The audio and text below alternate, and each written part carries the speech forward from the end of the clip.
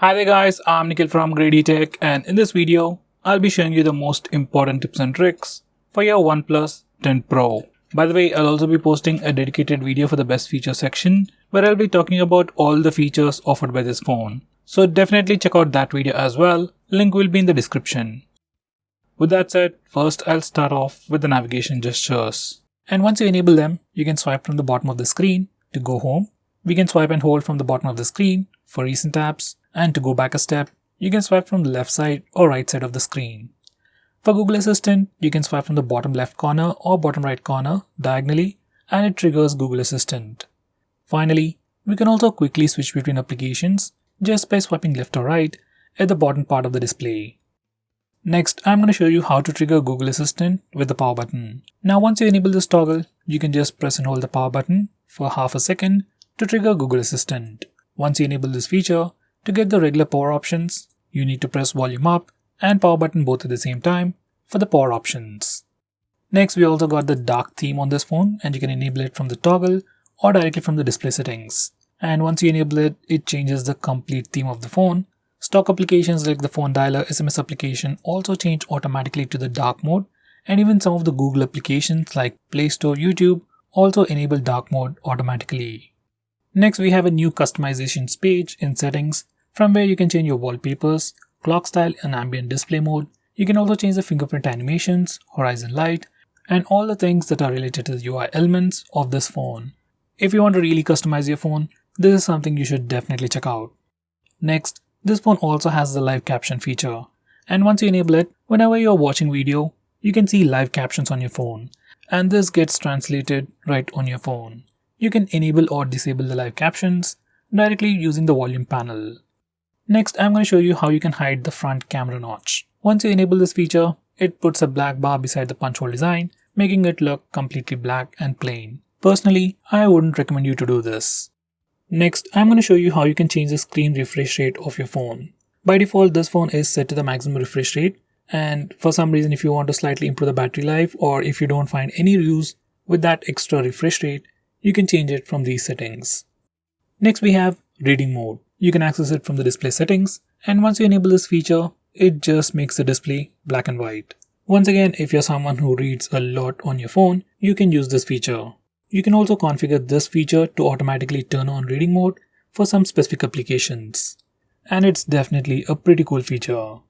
Next, I'm going to show you how to use split screen mode on this phone. For that, first we need to go to the recent apps page and then click and hold on the application that you want to open split screen mode in. Just press and hold and then select split screen. Once you do that, that application will open up in the top window, and you can select the secondary application from your recent apps, or just go to the home screen and select the secondary application. Now we can use two applications at the same time. Now with that said, even now there are some applications that do not support this feature. So to fix that, first we need to enable developer options. For that, we need to go to settings, about, and click on build number 7 times. Once you do that, developer options will be enabled. Now go to developer options, scroll all the way to the bottom, and enable force activities to be resizable. Just enable it and then restart your phone. Once you do that, we will be able to use all applications in split screen mode.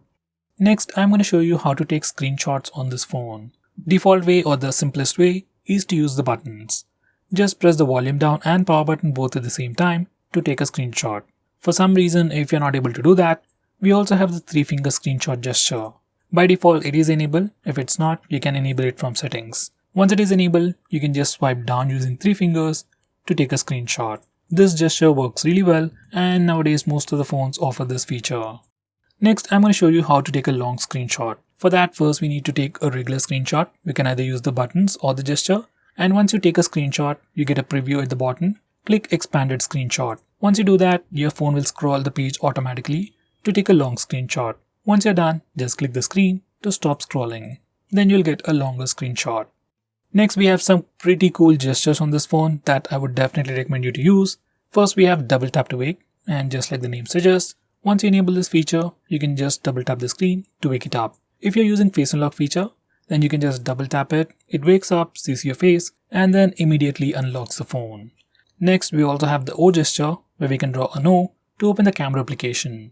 My favorite one is the V, where we can draw V on a lock screen to toggle the flash. Besides these pre-configured characters, We can also add custom characters like S, M, W for custom actions. Next, to display the battery percentage and the network usage on the status bar, you need to go to settings and enable these two toggles. Once you do that, you can see the battery percentage and the network usage on the status bar. If you can't trace the steps, directly search for battery percentage in settings. Next, I'm going to show you some handy home screen gestures. Now by default, when you're on the home screen, you can do a swipe down gesture to pull down the notification bar. You can do a swipe up gesture to open the app drawer. Besides that, we can also do a double tap to sleep. This feature is disabled by default and you can enable it from the home screen settings. Once you enable double tap to sleep, just double tap in an empty area on the home screen to put your phone to sleep. Next, I'm going to show you how to change the default apps on this phone. Once again, you can either follow my steps or just directly search for default apps in settings. From here, you can change your default phone dialer, default SMS application, default browser, and so on. Next, we have a new feature on this phone called optimized charging. And once you enable this feature, your phone will read your charging patterns and according to that, it will optimize your charging patterns. So guys, these are all the most important tips and tricks that you should definitely know about your phone. If I missed out on anything important, do let me know by commenting below this video. If you are planning to buy this phone, use the link in the description. It always helps the channel. I'm Nikhil from Greedy Tech signing off. Have a nice day.